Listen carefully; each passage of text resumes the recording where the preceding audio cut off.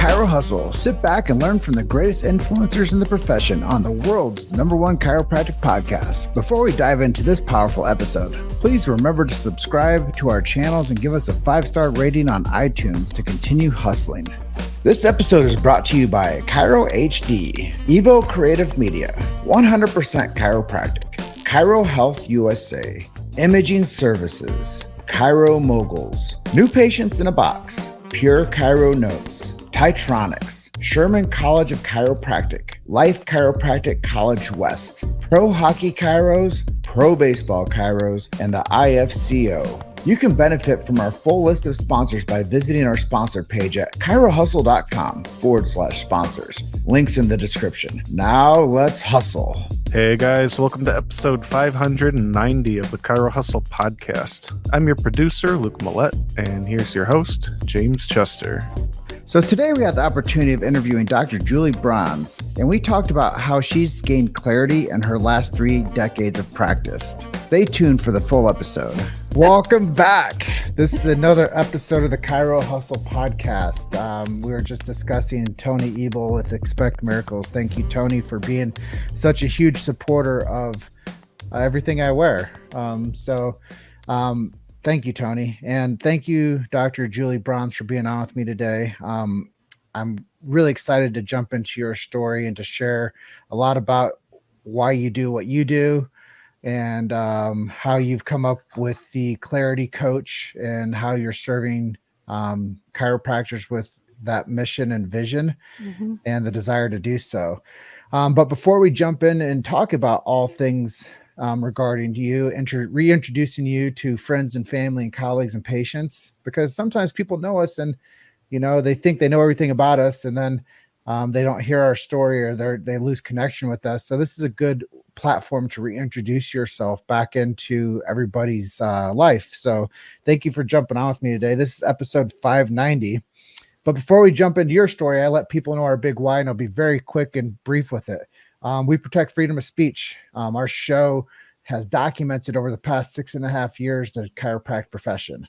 We believe in medical freedom and family health freedom. They're not the same things. If you guys need to know more about that, reach out to a chiropractor. They will help guide you with your medical freedom and family health freedom, I guarantee you. We also believe in BJ Palmer's sacred trust and protecting that. Like, it's not a belief when you do it, and that's what we do. So if you guys wanted to find out what BJ Palmer's sacred trust is, it's his last words. Go and search for it. Stop this interview right now and go find out what BJ said about chiropractic and the sacred trust. We do support subluxation-based chiropractic. I know I shouldn't have to say that, but I know some of these schools and organizations are losing their way with the fundamentals of chiropractic. So I believe I have to say these things at the beginning of our show, because there was a time where I went and spoke at a school over in England, and they said there's 2 things that you can't talk to our students about here, and that's innate intelligence and universal intelligence. And I said, great. So it's gotten to the assembly, and I said, hey, just to let you guys know, there's 2 things that your school won't let me talk to you about today, and that's innate intelligence and universal intelligence. Now we got that out of the way. Let's get this talk going. So we do believe that when man or woman, the physical, gets adjusted, it connects them to man or woman, the spiritual, and that's innate and universal intelligence. So with that, I know it's quite the introduction, but Julie Brons, welcome to episode 590. Thank you. Thank you so much for having me. I'm excited to be here. Yeah, I don't shy away from the truth of what this profession does.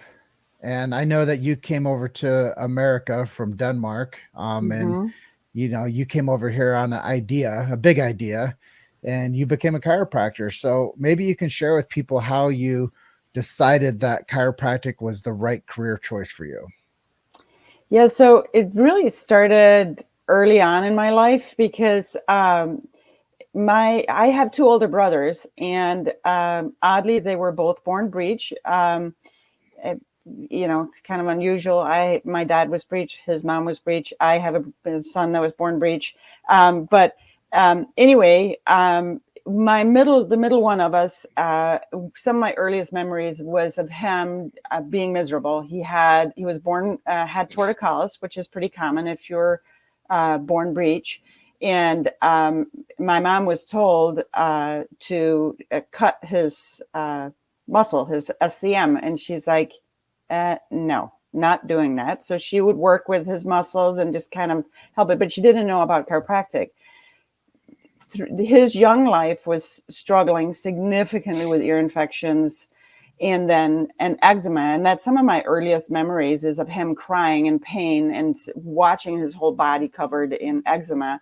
My mom still did not know about chiropractic, but she started researching. However, she did that back in the mid 60s, but discovered, dyes and perfumes and nitrates and nitrites and all those things that people, I don't know how I asked her and she's like, I don't know, I just figured it out. So she started kind of changing things in how we lived. And so she, would buy clean foods for us. And so fast forward till I was about 12, and my mom was a tour guide. So her summer was super busy. She would be gone early morning till late afternoon, evening. And one day she came home and I was like, why is she not coming to say hi? Well, I went and found her and she could barely walk. Acute low back pain, like serious low back pain. Well, it was summer. So she called her medical doctor who was on vacation, got referred to the next one, got referred to the next one. And that person, when she said, well, I need to come in and get like a shot of something because I can't walk and I got to work, that person said, oh, you don't need me. You need a chiropractor. And having zero understanding, I don't know how but I was like, oh, that's dangerous. Who are those people? They're dangerous. Well, my mom was miserable and was like, something's got to change. So she called her dad and I went with my grandpa and her to the chiropractor. And it was one of those miraculous adjustments, which sometimes happen where you take somebody that is so acute, cannot hardly move, she got adjusted and she was like 90% better. And, but, he's like, you still need to come back and, you're not out of the woods yet. And, so after the second or third visit there, he started asking about us kids. And so I had a lot of headaches and kind of almost like a failure to thrive, which I don't, looking back, but like I'd come home from school and I'd just sleep for hours and I would have headaches frequently and just be tired. My brother had the ear infections and the eczema and all of those things. And so she signed us up for care. And I'm like, so I was probably, I got 12 or 13. And I went there and I was like, dang, this is different. There's something, and it just kind of resonated with my soul. And then I found out at that time there was no school in Denmark. So there was the school in Bournemouth, which is probably the one you were referring to earlier. Yep, right. And then there was Davenport and LACC, and then the school in Canada, in Toronto. And at that point, pretty much all Danish chiropractors had been trained at Palmer in Iowa, Palmer Davenport. So I found out that's where I had to go. And I then, packed I came over actually to finish my undergrad, and I had thought that I was going to go to the school in Bournemouth, but I was going to go over and finish my undergrad here. And then I got here and I'm like, I love it. I loved Palmer. I loved everything about it. Met great friends right away. And there was a slew of Danes at that time. So in this little town, when I came over, there was, I think there was 93 Danish students at that time in Davenport, Iowa. And it whittled down because as we now have, there's now a school in Denmark. It's not a doctorate program, but they have a school in Denmark, and it's actually opened while I was at Palmer. So by the time I left, I think there was only like 20 of us left, maybe, by the time I graduated. But when I came, it was the Danish students were well represented, and we had a lot of fun. And it was a fantastic experience. And then third quarter, I met my husband, who has a whole nother story. He can be on here one day and tell his own story. But anyway, we met, And by fourth quarter, we were dating, and here I am, 30 some odd 6 years later or something like that. So that's my story of how I got over here. The origin story of a chiropractor's journey always inspires me, because it's how do we curate the future of chiropractic and how do we make it better? And I know that there was a couple topics that we were going to talk about, and the beautiful gift of chiropractic is life changing. And coming from like your message, like it changed your mom's life, it changed your life, it changed your family's life, and now you've become the chiropractor and created a chiropractic family with a chiropractic husband, and now the whole like generational like change has happened because chiropractic is life changing. And creating prosperity. Like you started out in Washington, from your bio that you shared with me, and you started out in Washington as an associate. So you understand like being an associate from that level, then becoming a practitioner that owns your own practice. So there's so much knowledge that you've gained along the way, and the golden age of chiropractic is upon us. Like, I've been to so many seminars, and one of the things I'll always take away from it is chiropractors will always, it doesn't matter if they're the most popular chiropractor or the person that's their first time speaking, they'll always say there's never been a greater time to be a chiropractor. And and it is a huge mantra of the profession that people actually like, they inspire themselves and they can inspire other people. So it's really cool that we can talk about some of those things. And I guess just from like everything that we've discussed, like, what advice would you give to like somebody that's like quarter one, like they just got into chiropractic school? Like, what would you tell them to like look out and like become better, and how to like basically make better choices to become the best chiropractor possible? So my advice is, so when you start out, it's like you're thinking you're going in and you're going to be taking care of people, and you're going to learn how to adjust, and you're going to do all these things, and all you learn is anatomy, physiology, and you're like, why am I learning this? This is the most, stick with it, because it actually, when you get out on the other side and you start working with people, you recognize why it is what we do that makes a difference. So don't give up, don't get bogged down, study, learn these things. And some of it you'll remember really well, but at least you'll understand the bigger concept of how the body connects. The second thing I think that's so important when you're in school is learn from as many different sources as you can. Visit chiropractic offices when you can. Talk to docs that are in the field. Try all different kinds of techniques. There is no one technique that works for everybody. And people would say, well, what do you do? And I'm like, well, I don't really know. It's like, I guess, because as you get going in the profession, you will kind of, as you get to understand people and how you'll find different things where it's like, for some reason, you just feel like, okay, this is how this person should, there's nothing other than just this sense that this is how this person should be adjusted. And the technique that you use, if you pay attention to what's happening with an individual, the more tools you have in your toolbox, the better you'll be able to serve humanity. And recognizing that the more of those outside of the school options you take advantage of when you're in school, the better, the more eyes wide open you'll have when you come out, and you'll be better able to serve the people that come your way. So don't judge other people's ideas of how to adjust somebody. Just know that the adjustment is the key, however you apply that tool.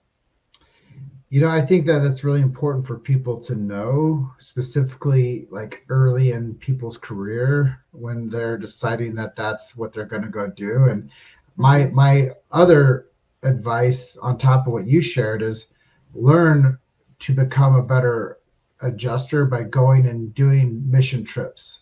Learn to become a better adjuster by not just hitting your requirements while you're in student clinic. Yes. Learn to Yeah. become a better adjuster by training and going and learning from legendary chiropractors that put on adjusting technique seminars. Yeah. Like, Yes. get yourself so good at what your craft is and become an artist before somebody credentials you.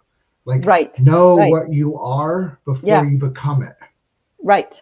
Exactly. And live it, breathe it. This is, and I think that's really one of the unique things about when you are in school is chiropractic schools are unique because that's the only thing that's taught there. So you're with people, it's like if I go to, become a PT or something like that, I'm in a school with, or an MD or whatever, an accountant. I'm in school with all these people that do all these other things that in a way become distractions. Whereas when you're in chiropractic school, you're only with people. This is what everybody is on the same path. We might be on different steps in the path, but we're all moving towards the same end goal, which is to come out with this degree and be able to serve humanity. But don't leave school without knowing how to be a competent adjuster. Exactly. Yes. Because that's where I find I've been in this profession long enough now that I find like that's a sticking point for why people don't succeed is they wait for the credentialing for somebody to tell them that they're now a doctor. Now you go learn your craft. Yeah. No, you have to become the artist. Become the chiropractic artist, because there are 3 parts to the system: science, philosophy, and art. You're talking about being indoctrinated to become A&P, anatomy and physiology, but then you have to understand the science behind it, and now the art. Like the art is the like your own techniques, even like you develop your techniques along your journey and how you take care of people. And you might get some things from Diversified or Palmer Package, or you might get something from a Toggle Recoil, or you might get something from a Thompson program, or you might get something from SOT, you might get something from Zone, you might get something from upper cervical care, like whatever it might be. Become the best at that and take that toolkit along the journey with you. Yes. Yep, exactly. You don't, that is, yes, you have to have all that other knowledge, but how you use your hands, that's the key. And don't forget it. It's like, and work on it, work on it. I still will take technique seminars, and I'll go listen to people. And if you're at a seminar, I watch how are other people working. I listen to what they're saying, how they're analyzing people, because you never know. And even if you go somewhere and you're looking, well, I would never do that. It's like, well, fine. Then you learned that you'd never do that. But don't dismiss that. To me, that's and I think that sometimes I think that the craft of the adjustment, along with understanding the philosophy of the adjustment, trumps all the other book knowledge. We have to have it, and I think it's very important, but understanding what is the power behind the adjustment and being accurate and specific and good at applying that. If we can work on those things, we'll succeed. Well, that's when we become a human doing and not a human being. Right. Right. So let's shift a little bit and talk about practice growth. You've been at this for some time. Yep. What are some tried and true things that you've done that have helped you grow your practice?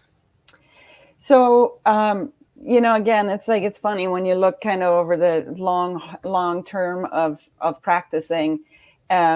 It's changed, but I think one of the things that, again, has become very apparent over the last few years is that if people see you and they trust you and they get to know you and they build a relationship with you and they see that you're a real human that really cares and you're invested in the community, they will come to you. And it doesn't, when you see people that advertise, if you're, come in to see me for, and again, I don't want to throw anybody under the bus, but it's like, come in to see me for $49 and then I'll give you this, and this. It's like, that doesn't, that doesn't build that relationship with someone. And I think for me, the best thing that you can do if you're going to go out and start a practice, or even if you're going to associate with someone, if you have at least a month, but I think 3 months is probably the best time frame. But if you can invest about 3 months before you open your doors to going out and connecting, finding out who are the people in the community that seem to have a crossover with the clients that you want to see, who is it that you can collaborate with on referring back and forth, who is it that if you show trust in them, they will start to gain trust from you. Be a person that builds a community so that when people think about, they might not come to see you, but when somebody says, oh, who's the pediatric chiropractor, or who's the headache chiropractor, or the sciatic chiropractor, whatever it is, they're like, oh, I don't see them, but I hear really good things about that person over there. And it just, build that kind of subconscious level, which is kind of the subconscious thing. When my mom was told to go see a chiropractor, my subconscious was like, oh my God, those people are quacks. They're terrible people. I don't even, I should go be the guard. Not that I know what I would have done at 12, but that was my subconscious. Well, you want to build the subconscious to the contrary, obviously, where people think she's the trusted advisor, he's the trusted advisor. Become the advisor and the guide for these people. And that means, in a gentle way, getting to know people. It's not saying, hey, I'm a chiropractor and who's your, it's not selling yourself. It's creating a relationship and creating trust with the people that are in your community.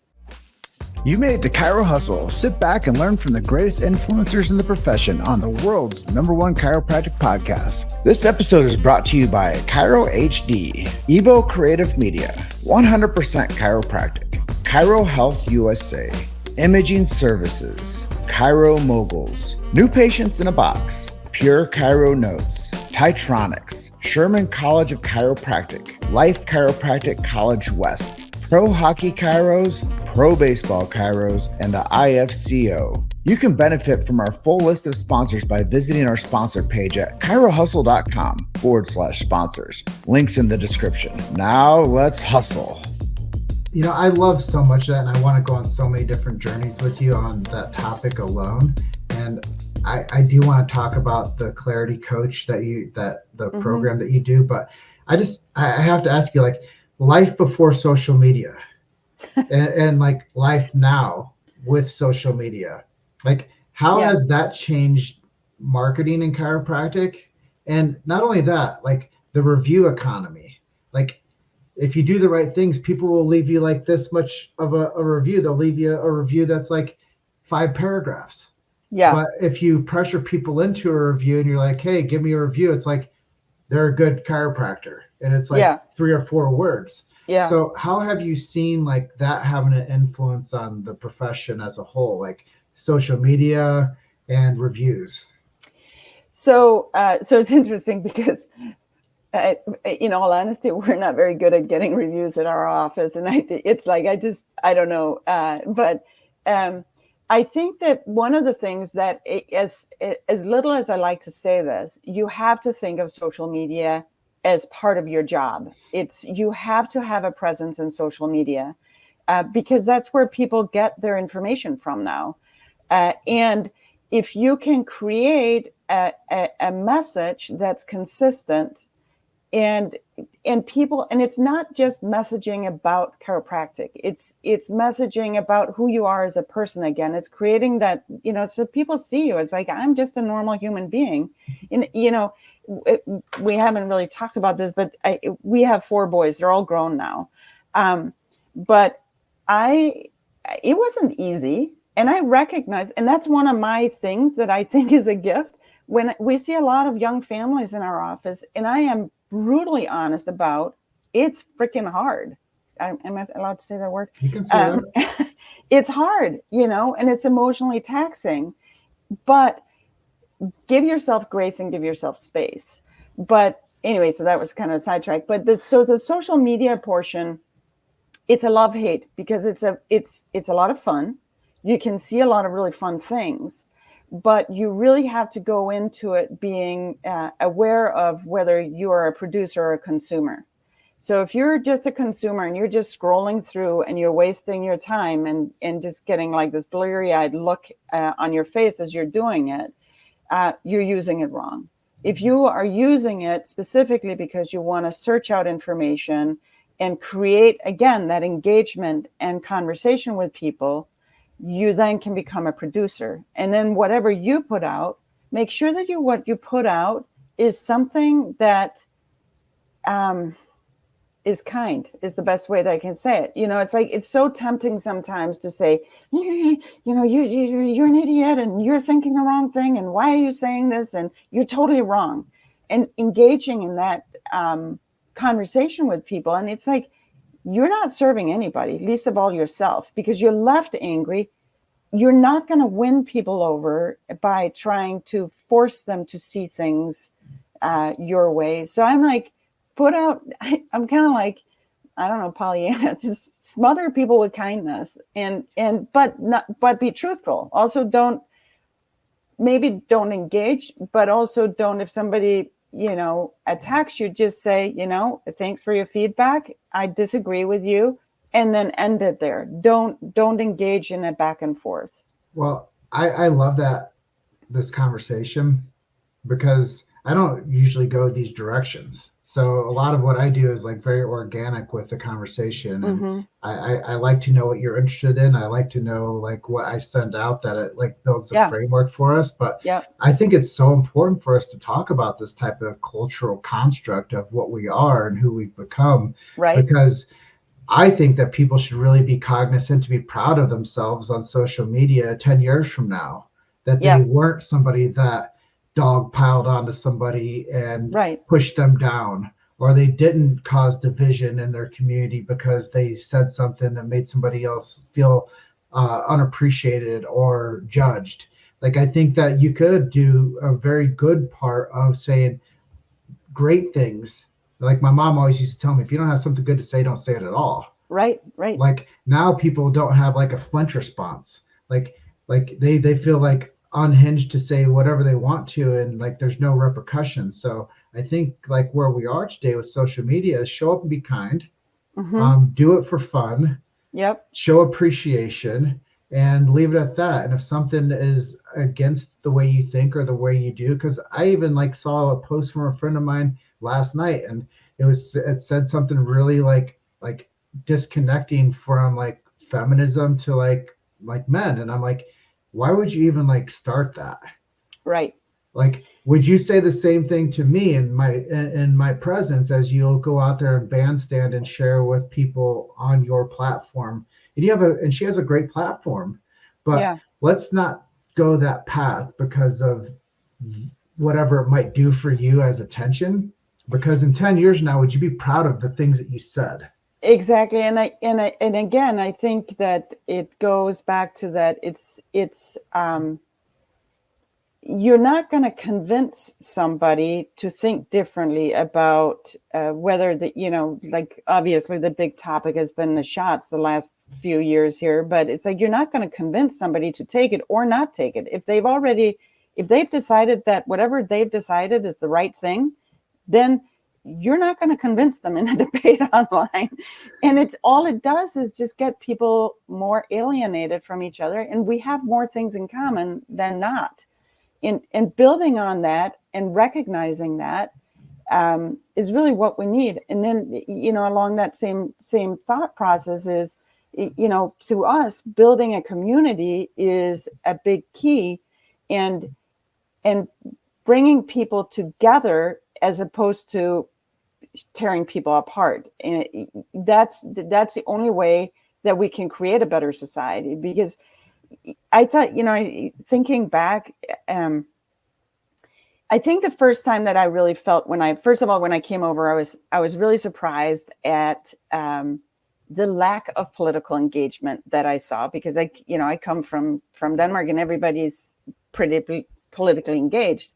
So I was surprised at the lack of political engagement. But then I recognized that part of it is because, there's the federal government and they're out there in DC, and it's like it's far away, and it doesn't seem like what they do really makes much of a difference in your life, and then it's a time thing if you want to be involved in local politics. But the first time that I really felt like something on the federal level made a direct impact on my life was when the Affordable Care Act was passed, or Obamacare, or whatever you want to call it. My kids tell me that I can't call it Obamacare. They tell me it's the Affordable Care Act. But that was the first time that I really felt like that was an impact on my livelihood and how we did business, because of how people's insurance has changed, including mine. But aside from that, I never, it's like that was the first time where I'm like, okay, that was a big thing. However, me railing against the system out there would still not, it's like a little mouse squeaking at this giant thing. The only way that I can really make an impact is by my community and then creating ripples. And if I start railing against the giant, all I'm going to do is wear myself out and make myself frustrated and sad, because I'm not going to see change probably. Or if I am, it's going to be a really long time. So at that point, it was like, well, and this is one of the things that I talk to people about all the time. Don't rail against the machine. Instead, create a community and then impact those people that you come in direct contact with, and that becomes the change. The local change is really ultimately what will create the bigger change.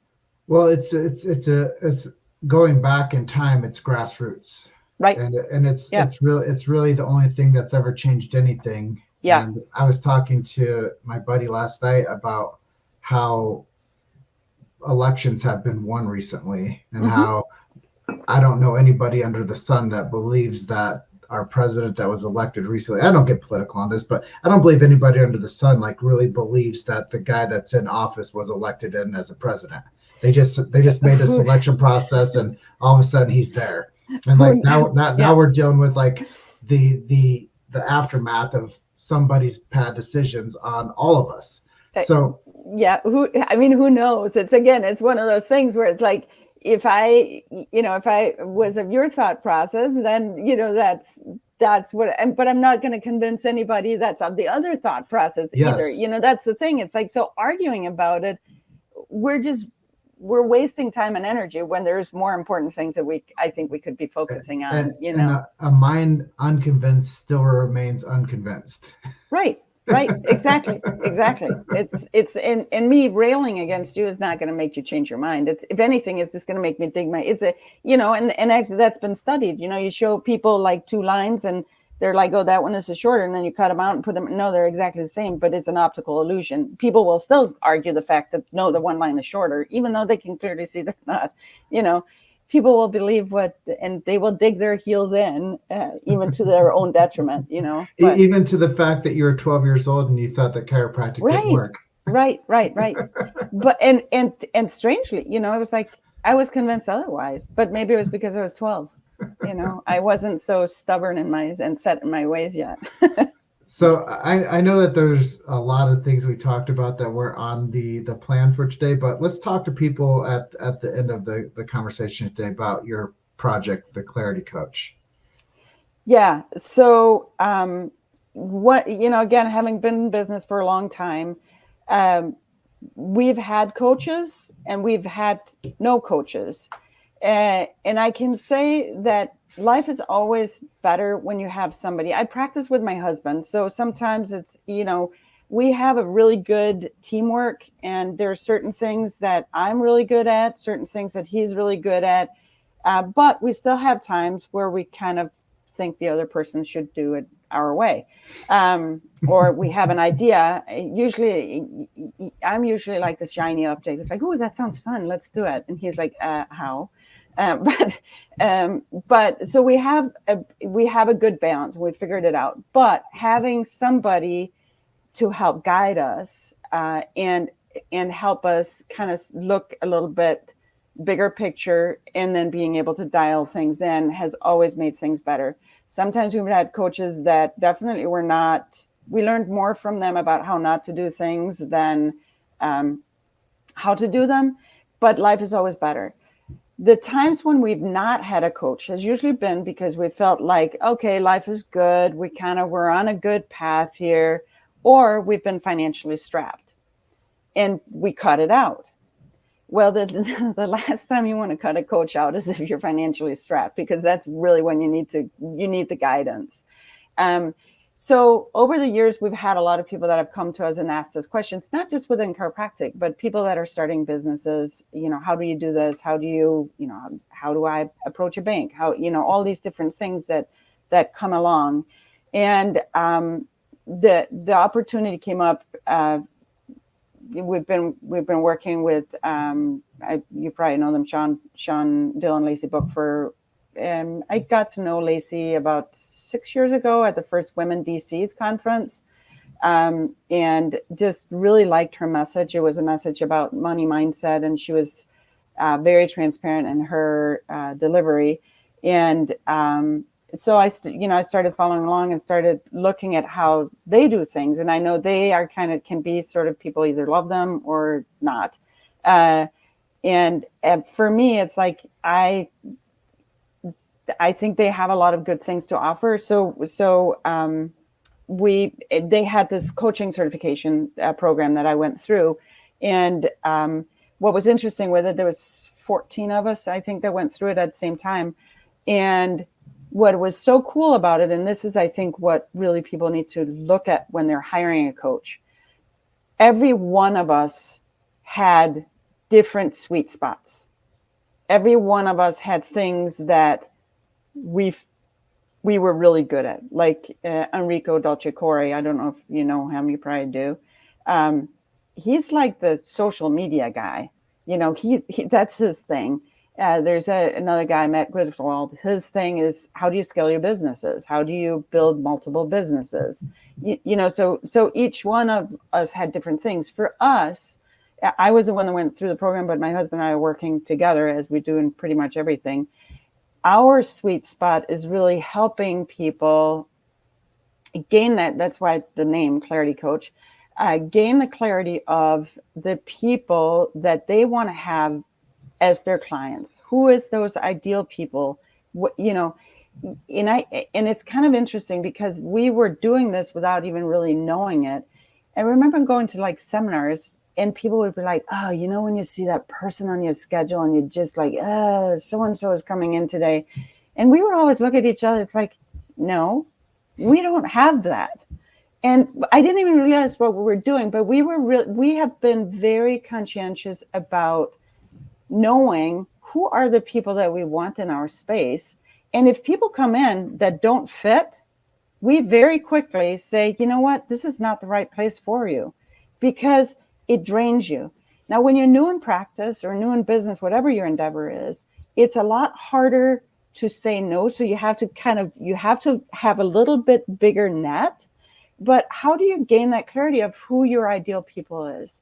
And then how do you build that network within that? So for us, it's a mom, usually 2 kids, income to spare. Sometimes they stay home. Sometimes they work.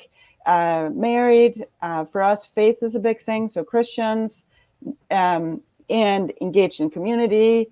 They like good food. They like travel. They're interested in society as a whole and interested in well-being. So that's kind of a general overview of what it is. And then finding who are the people that they're engaging with. And that doesn't mean that it's only moms that have 2 kids that we see, but it's the people that they engage with in life too. So there's a way to figure that out, and there's a way to set up your business so that those people are the ones that are brought into you. When you're first starting out, if you can get that very clear in your head, you will save yourself a lot of time and heartache. One of the things about our practice is we're a totally 100% cash practice. We don't take any insurance at all, because for us, it doesn't work. It's incongruent with how we take care of people. So that means that you have to change how you, the people that you look at a little bit. How do you engage with those people, and how do you provide that extra value for them so that they do choose you over using their Blue Cross or Medicare or whatever they have. And then from there, when you're first starting out, you're probably starting out on your own. How do you create systems and processes within your business that become guidelines for how everything, so standard operating procedures, and then creating an office culture from there, so that when you do hire somebody, or if you do have a team, how do you make sure that everybody is doing the things the way that you want them done? And how do you create that culture that exudes that joy and excitement for the people that come into your office? That was kind of a long answer. No, I think it's great. I think it's really great. I think you took us on a journey there of talking about what you do and how you do it, who it's for, and how you serve the people that trust you. Yeah. And I think it's really essential for people to know how you take care of people that come into your office. I think it's also essential to know why you're at the position that you're at the moment, and who you want to work with. So yeah, I think it's really great information today. Like I said, I could probably talk to you for 2 more hours, but I know that we're at the edge of our time together. So if people do want to work with you in the Clarity Coach program, where do we send them to? So you can go to my website, juliebrons.com, or you can find me. I have a Facebook page, Julie Brons, I think it just is. Maybe it's Julie.Brons. Now I'm confused. And same thing on Instagram. Or you can go to the Clarity Coach. You can find information there. Probably the best way is to just find me on Facebook. Performance Chiropractic is on there too. But you can if you reach out on Facebook. And actually, I just created a time management workshop, because that's another thing that is, how do I spend my time, and how do you figure out how to really invest your time instead of just spending it. So anybody that would like that, if they want to reach out to me, I'd be happy to say it's a free workshop. It's just 30 minutes. It's quick. But there's some good information in there. So I'd be happy to share that with anybody that's interested. Just reach out to me, send me a message, and I'll get it right out to you. Well, Dr. Julie Brons, gaining clarity in 3 decades of practice. JulieBrons.com. Check her out. Facebook, Instagram, Performance Chiropractic, Traverse City, Michigan. Right. Thank you for being episode 590 of the Chiro Hustle podcast. Thank you so much for having me on. This has been great.